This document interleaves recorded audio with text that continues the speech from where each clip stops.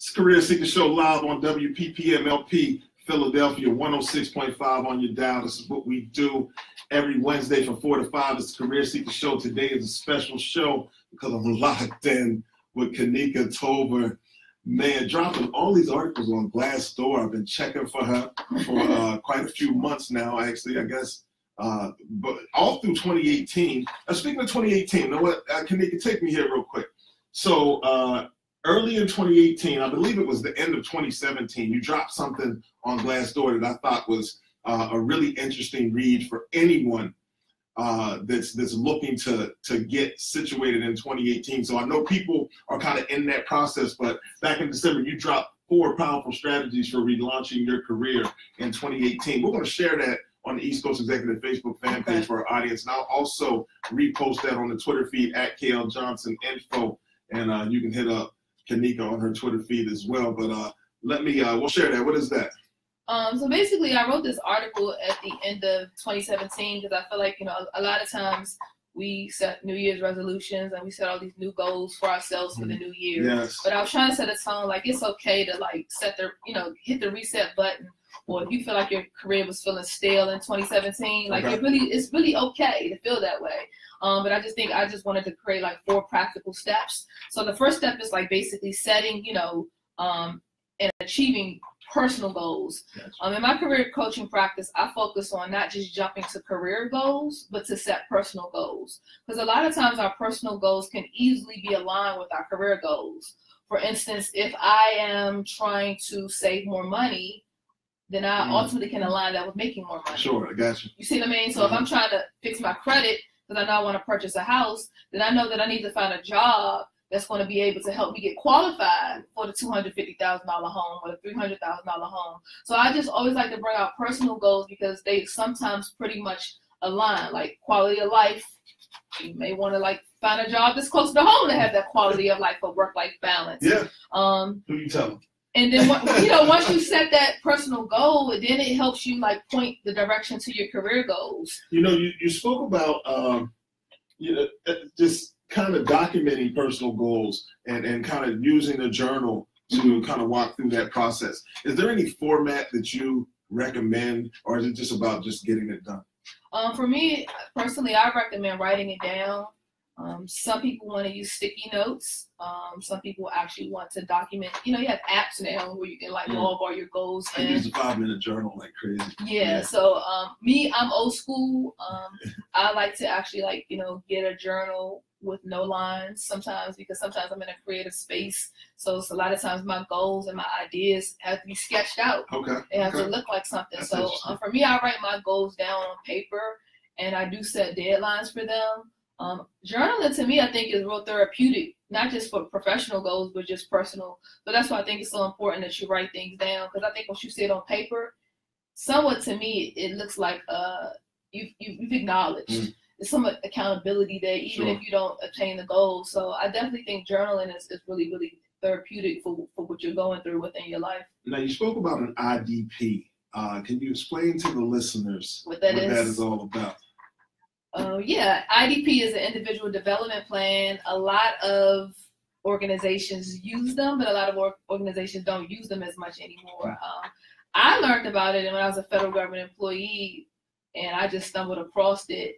My manager didn't even make it a priority that we do it.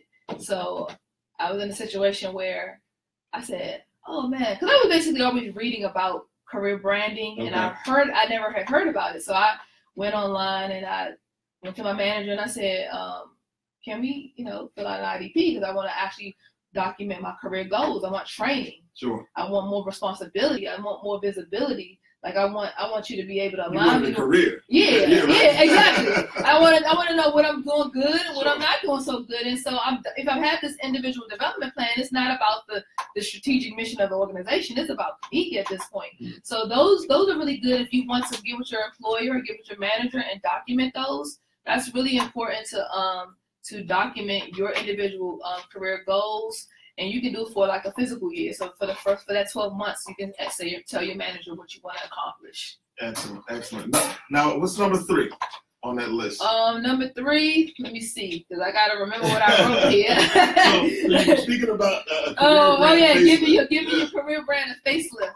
That's huge. I mean, that's huge. Talk to me. I think career facelift is like giving your career like some plastic surgery. All right. And everybody want to get plastic surgery these days. Trying to get it right. They want to take the easy Everybody's route. taking the easy right off, but a lot of people are not taking the time to give their career brand a facelift, far as revamping their resume, identifying how to rebrand their LinkedIn to make it more appealing to employers.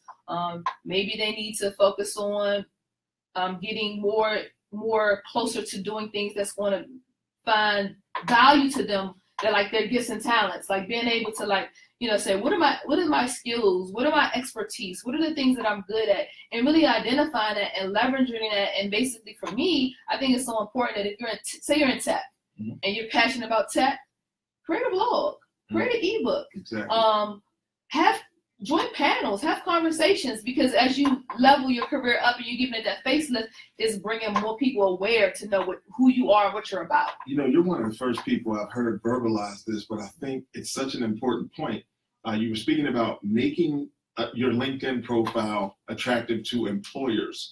And I think a lot of people go onto LinkedIn and set up their profile and they make it about them. Like it's about them and not necessarily where they add value. To your point, they don't use them, but they set it up and don't use it. But I think the people that do set them up and that are active, they're focusing in on themselves instead of how they add value to make let's talk about LinkedIn. To attract. Yeah. LinkedIn, and I keep telling my clients, and I keep telling everybody back home in DC, like, stop thinking that you're going to find this ideal job on Facebook. You're not going to find a job on Facebook. Hey, Facebook. Yeah, hey, Facebook. Shout out to Facebook. Shout out to Facebook. Facebook is just not the platform. So for me, I love connecting with other industry experts. People post so many informative articles about not just what I'm doing in tech, what I could be learning something about finance. I could be learning something about how to save money. I could be learning something about career development or career branding. I think I make my LinkedIn as engaging. My profile is my profile, but I think my activity is more about connecting with people that are smarter than me, people that have the ability, like diversity inclusion managers, recruiters, industry professionals. When you get engaged, people notice. So I was engaged on LinkedIn for a while, and this other young lady, she actually reached out to me and she asked me to actually apply for this tech conference. She said, I see what you're doing on LinkedIn. So I got accepted. I submitted my topic, and now I'm going to be speaking at this big tech conference. But that all came from just people following not my profile, but the things that I was talking about on LinkedIn. I think you have a great point. If you're connecting with the right people, like if you're creating a network that is your unique network, they're curating content for you, really. Right. So, you're getting the stuff that would be of interest to you based on the fact that you're connected to the right people. Right. And I think that's kind of the way it goes. Like, I get so much career and job search and diversity stuff because the majority of my network operates in that space. And people are following what you're posting. People are following the events that you're participating in and other groups. So it's important to even join I don't know if you're part of closed groups, but I'm a part of like specific groups that align with my brand. Sure. And it really has been, it has been a beautiful experience for me. And some people, they create the account and never use it. I'm like, you're crazy. Yeah, it's just such a great tool. Speaking of events, I meant to shout this out. I got a couple that I want to get off my chest real quick.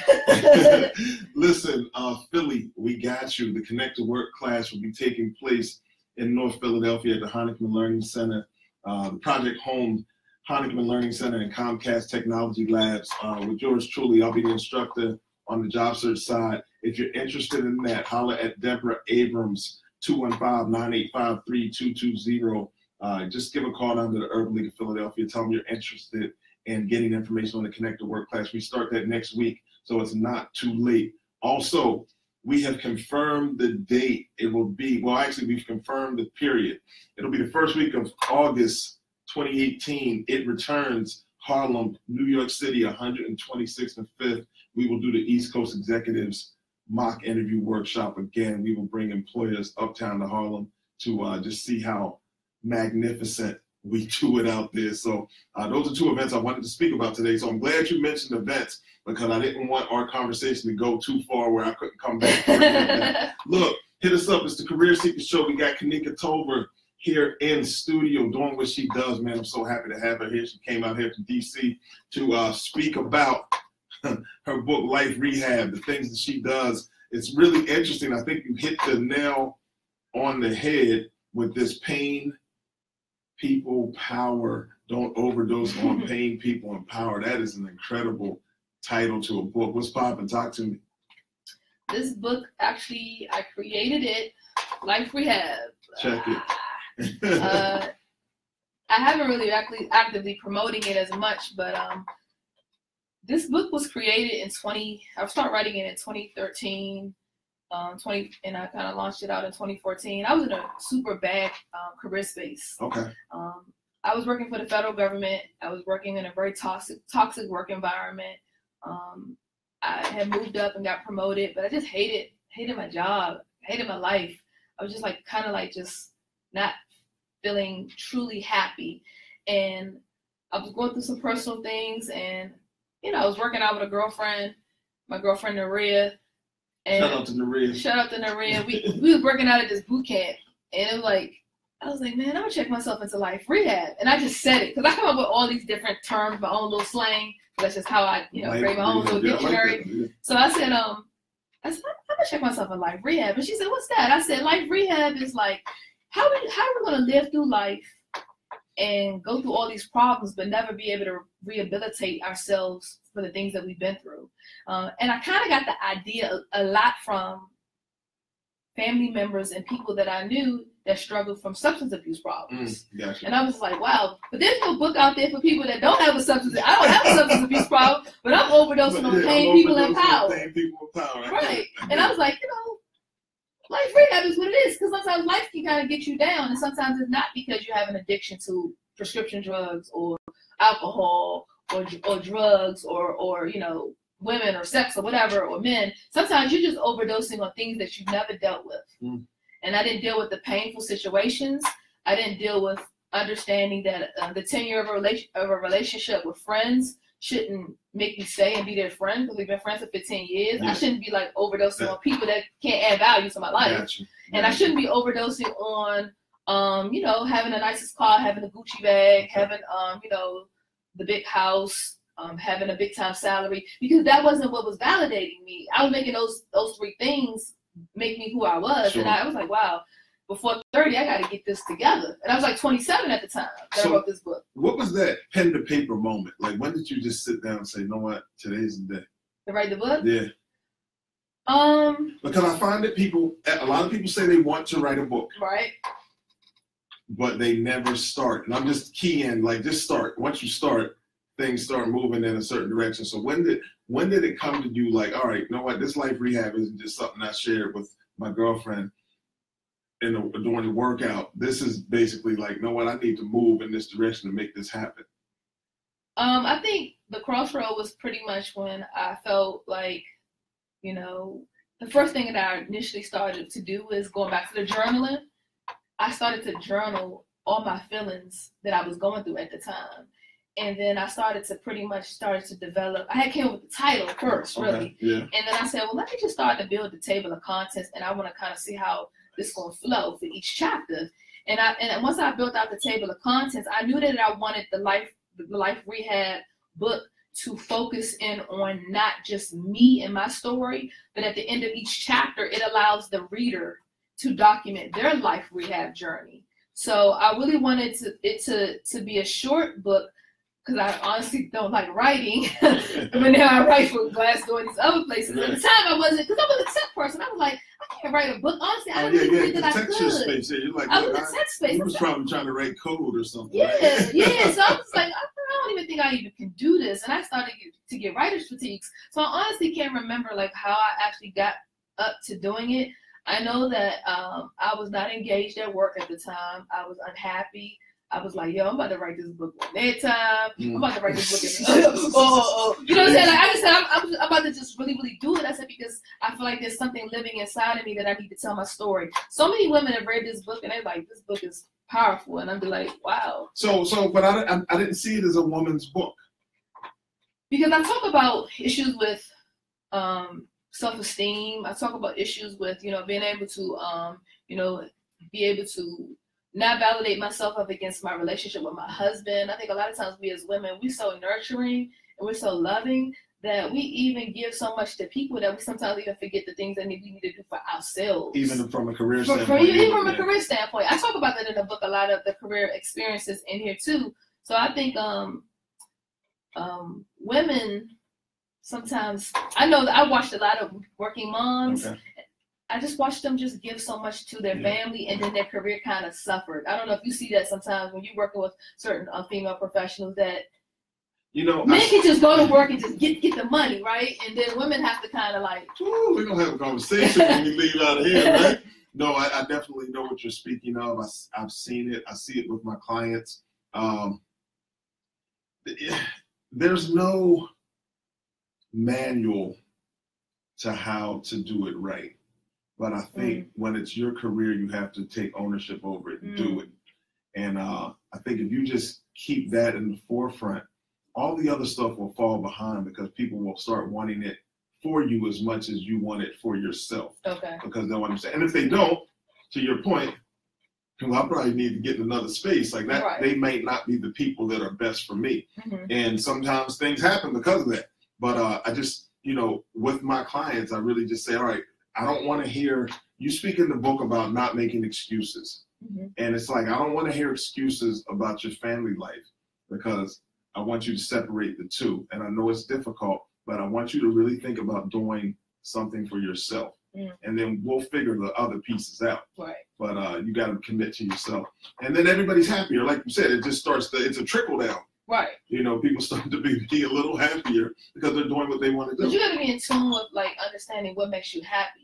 And I think sometimes college doesn't teach, or even sometimes career coaches don't teach people to be more in tune with saying, what culture works for me? What work environment works for me? What commute works for me? Making those decisions. Because I believe that the hard decisions makes your life a lot easier. But a lot of people are scared to say, I'm about to leave my good job to take a pay cut to be closer to home so I can be at Billy's baseball games. Yes. Some people are just scared to say, you know what, at 5 o'clock, I'm leaving out of here every day because I know I need to, be able to take them to the park or to be able to do things for them. But they'll stay to 7 o'clock knowing that the job has pressured them to put their personal life last. And that's not cool. And that's the type of coach I am. Like, forget the job. Do your 8 hours and go on.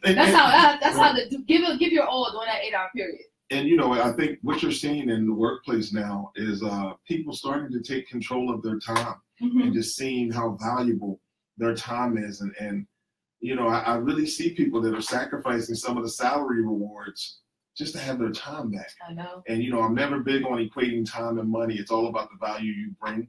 And I do just believe that people if you're able to position yourself right, you can get it back without giving up the time. You can find ways to be so valuable that they'll allow you to do some things remotely or do a shorter week or whatever it is that allows you to But you kind of got to go into the workplace and, when I try to take a new job, the first 3 to 6 months, I'm going to be almost irreplaceable.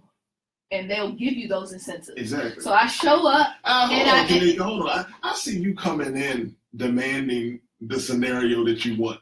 Well, no. The thing is, what I do is interviews is like showtime. You put your representative out? No, the interview is like, I'm like Sasha Fierce in the interview. Like, I'm bringing the whole package because I want to let you know I have all of this to offer. And then I'm not going to say on the interview you start talking about telework and you start talking about all these incentives that you want from the job. But I think the first maybe 60 to 90 days, I'm going to make you believe that whether I'm in the office or not in the office, the level of quality is still there. Yeah. And I think sometimes we have to just show up and demand that type of support after we've proved ourselves. Mm-hmm. You know, you can't just go in there asking for a whole list of things that you haven't even proved yourself. Yeah, I get it. You know, I just think that I've strategically learned how to hustle the system. So I mean, you have to learned how to. Yeah. Oh, well, we want to put that up. Strategically learn how to hustle the system. Yeah. I love it. You know what? Speaking of system, let's do this. I want to go on break, right? But just because of the time of the year that it is, I know you just recently released an article about the 5 things you need to do to land a great job out of college. And that's a Glassdoor thing. This is the season for people to graduate from college. I think we would be remiss if we didn't share that information with our listeners. That's huge. That's cool. You cool with that? Yes. It's the Career Seeker Show live, WPPM, People Powered Media, 106.5 out here in Philly. This is what we do. Kanika Tolver with us. Let's go.